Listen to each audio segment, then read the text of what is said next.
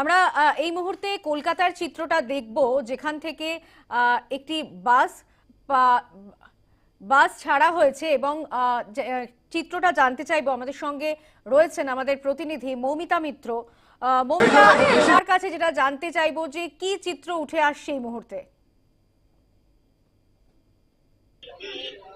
সানন্দা, দেখো, তুমি জানো যে বাংলাদেশ থেকে বহু মানুষ ভারতবর্ষে বা বলা যেতে পারে কলকাতায় আসেন, যারা মূলত চিকিৎসা করাতে আসেন। অনেকে আছেন যারা শুধুমাত্র ঘোরার উদ্দেশ্যে আসেন, ভ্রমণ করতে আসেন, আবার অনেকেই আসেন যারা হচ্ছে তোমার ব্যবসায়িক কারণে আসেন। তো এরকম শহর কলকাতার বিভিন্ন সিগনেচার জায়গা রয়েছে যেখানে বাংলাদেশ থেকে যে সমস্ত মানুষজনেরা আসেন তারা মূলত এই এলাকার হোটেলগুলিতে থাকেন বা সেখানেই তারা যে কয়েকদিন থাকবেন কলকাতায় বা ভারতবর্ষে, তারা এখানকার জায়গাগুলিকে বেছে নেন। এই মুহূর্তে মার্কুইস স্ট্রিটে আমি রয়েছি। এখানে বহু এরকম হোটেল রয়েছে যেখানে বাংলাদেশিদের থাকার ব্যবস্থা করা হয় বা তারা এখানে এসেই মূলত কলকাতায় এসে ওঠেন। এবার গতকাল থেকে যে অগ্নিগর্ভ পরিস্থিতি তৈরি হয়েছে বাংলাদেশে, সেক্ষেত্রে যারা বাংলাদেশ থেকে এসেছেন বিভিন্ন কাজে তারা প্রত্যেকেই উদ্বিগ্ন, উৎকণ্ঠার মধ্যে রয়েছেন।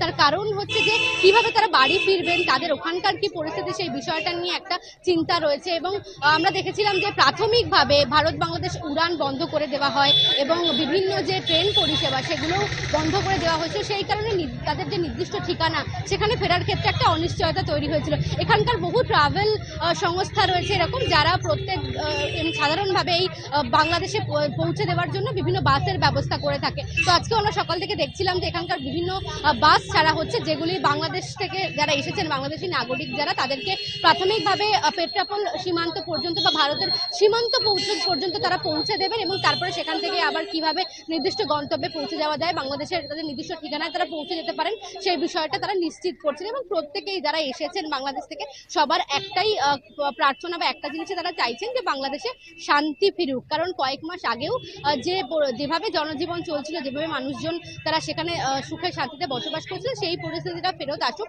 এমনটাই কিন্তু প্রত্যেকে চাইছেন। সামগ্রিকভাবে ছবিটা দেখানোর চেষ্টা করবো তোমাকে। দেখো, মার্কুইস স্ট্রিটে এই মুহূর্তে আমি রয়েছি। এখানে এরকম বহু যাত্রী পরিবহন রয়েছে বা বহু এরকম হোটেল আবাসন রয়েছে, যারা হচ্ছে মূলত এখানে থাকার ব্যবস্থা করেছে। আমি একজন বাংলাদেশি নাগরিকের সঙ্গে একটু কথা বলার চেষ্টা করবো যে তাদের উদ্বেগ উৎকণ্ঠার বিষয়টা ঠিক কি একটু জানার চেষ্টা করবো।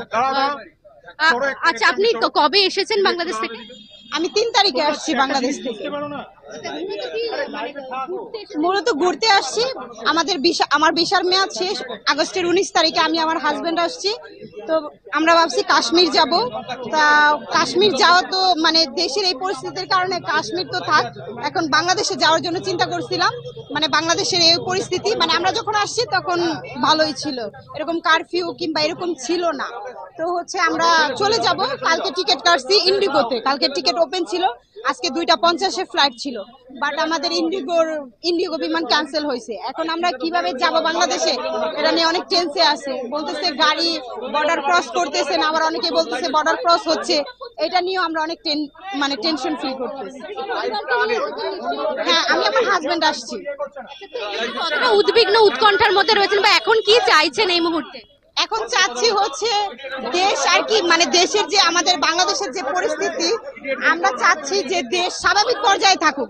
মানে যেই সরকারি যেই আসুক না কেন, সাধারণ জনগণের কাছে হাতে থাকলেও তারা যেন শান্ত পরিবেশ তৈরি করে। যেমন হচ্ছে বঙ্গবন্ধুর মূর্তি ভাঙতেছে, গণভবন, ধানমন্ডি বঙ্গভবনের যেটা মিউজিয়াম করছিল, মানে এটা আসলে শেখ হাসিনার কিছু না, সে তো চলে গেছে। বাট হচ্ছে এগুলো তো আমাদের দেশের সম্পদ, এগুলো নষ্ট করা মানে আমাদের দেশের একটা ক্ষতি করা। আমরা এটা কখনোই চাই না। মানে তারা যদি যারা করতেছে তারা যদি সুস্থ ধারার মানুষ হয়, তারা এটা কখনোই করতে পারে না। মানে এটা আমাদের চাওয়া। আরেকটা বিষয় হচ্ছে, দেখুন, বাংলাদেশ থেকে তো অনেকেই আসেন, চিকিৎসা করাতে আসেন, ঘুরতে আসেন, ব্যবসার ক্ষেত্রে আসেন। তো একটা তো যারা ইতিমধ্যেই এসেছেন 10-12 দিন 15 দিন আগে, তাদের তো একটা চিন্তার বিষয় রয়েছে, কারণ হঠাৎ করে পরিস্থিতিটা চেঞ্জ হয়ে গেল। সেই বিষয়টা নিয়ে কতটা উদ্বিগ্ন? হঠাৎ করে চেঞ্জ হয়ে গেল, মানে পুরোই সম্পূর্ণ একটা ভিন্ন বাংলাদেশের রূপ দেখতেছি। মানে 2 দিন আগে যা ছিল, মানে তার পুরো বাংলাদেশের যত পুলিশ স্টেশন আছে, যত পুলিশ ভবন আছে, তাছাড়া হচ্ছে যা পুরাই দিচ্ছে। মানে এখন হচ্ছে কোনো আইন নাই, কোনো শৃঙ্খলা নাই, কোনো নিয়ম নাই। মানে দেশে একটা অনেক বড় অরাজকতা, অস্থিতিশীল পরিস্থিতি তৈরি হয়েছে। মানে যেটা উৎকণ্ঠা, মানে কি, মানে আমরা অনেক বেশি ক্রাইসিসের মুখে এখন দেশে চলে আসছি। মানে এরকম মনে হচ্ছে, মানে যেখানে কোনো আইন নাই, সেটা তো মানে অনেক বড় একটা খারাপ পরিস্থিতি না মানে দেশের জন্য, এটা হচ্ছে এরকম দেশ কখনো আমরা দেখতে পাবো, এটা আমাদের মানে ধারণাতীত ছিল। এখন কিভাবে ফিরবেন, কি ভাবছেন এই যে বিষয় বাসের ব্যবস্থা তো এখন যেহেতু আমার বিমান টিকিট মানে বিমান ক্যান্সেল করে দিয়েছে, এখন তো নিশ্চিত বাসেই ফিরতে হবে, মানে বাই রোডে। এখন হচ্ছে এই জন্য বাস দেখতেছি আমরা, মানে ট্রাভেল দেখতেছি। বাট হচ্ছে এখন এটাও চিন্তার বিষয় কিভাবে আমরা বর্ডার ক্রস করবো, মানে বলতেছে বর্ডার অফ হয়ে গেছে। এখন কি আসলেই কি বর্ডার অফ হয়ে গেছে, আমাদেরকে যেতে দিবে নাকি দিবে না? আপনি কোন এলাকার বাসিন্দা বাংলাদেশ? আমি ঢাকা কেরানীগঞ্জের। আচ্ছা, ওখানকার কি পরিস্থিতি এখন, কি খবর পাচ্ছেন?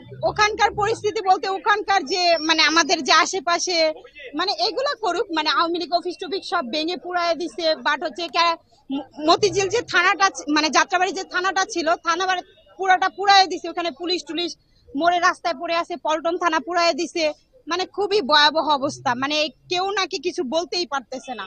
আর পুলিশরা যদিও থাকতো থানার ভিতরে, তারা নাকি মানে পুলিশ পোশাক ছাড়া সিভিলে বের হয়ে যাচ্ছে ওগুলা রেখে।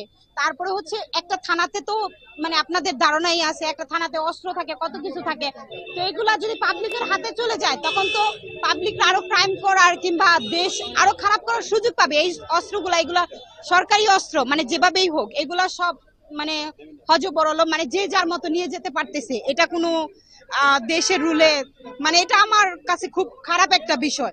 এটা যেটা হচ্ছে একটা সাধারণ পাবলিক, একটা যে তার হাতে যদি এই অস্ত্রটা যায়, সে দেখা যায় একটা ক্রাইম করার জন্য এই অস্ত্রটা ব্যবহার করতে পারে, যেটা আমাদের জন্য খুবই একটা খারাপ অবস্থা। মানে এটা আমরা মেনে নিতে পারতেছি না। এই মুহূর্তে কি চাইছেন, কি প্রত্যাশা এ- সরকারের কাছে? এখন হচ্ছে এখন ওই দেশের মানে আমাদের দেশকে স্থিতিশীল রাখার জন্য যেই সরকার আসুক, বলতেছে একটা মানে অভ্যন্তরীণ সরকার গঠন করবে, সেটা যেন খুব দ্রুত তাড়াতাড়ি করা হয়, তাহলে দেশের একটা সুশৃঙ্খলতা একটু হলে ফিরে আসবে।